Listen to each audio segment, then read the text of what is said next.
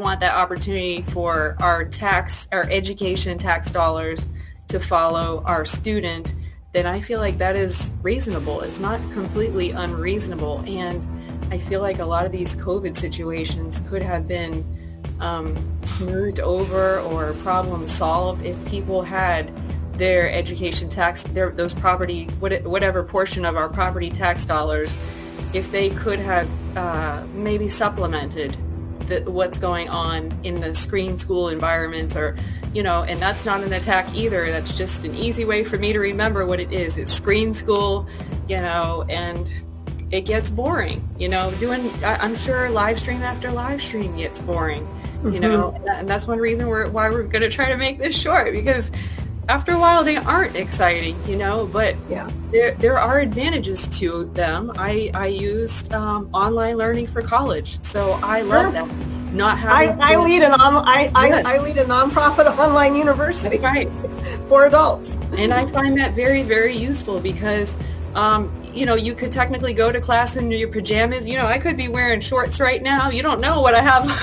I'm actually barefoot, but I don't have the cutoff shorts on today. But I mean, there are advantages to doing the online thing. But your platform also says something about one size not fitting all. And I didn't know if you wanted to try to explode that information. What does that really mean that maybe the public is overlooking? Like we say a lot in school choice, one size does not fit all. I think you're saying one size fits none at this point. Right.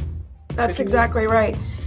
It means a lot of things, but in terms of COVID, what it means is that a top-down approach from Raleigh dictating schools shutting down and how and when they can reopen doesn't work, because we have 115 different school districts, and each one is different from the next. They're very diverse. We have collectively.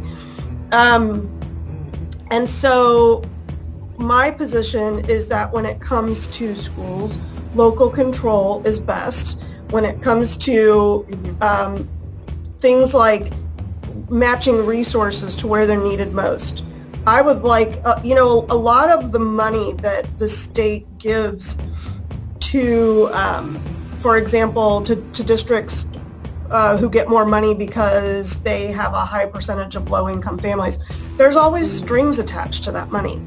And I just believe that it's the local leaders who understand best the needs of their community, not Raleigh. And so the governor saying,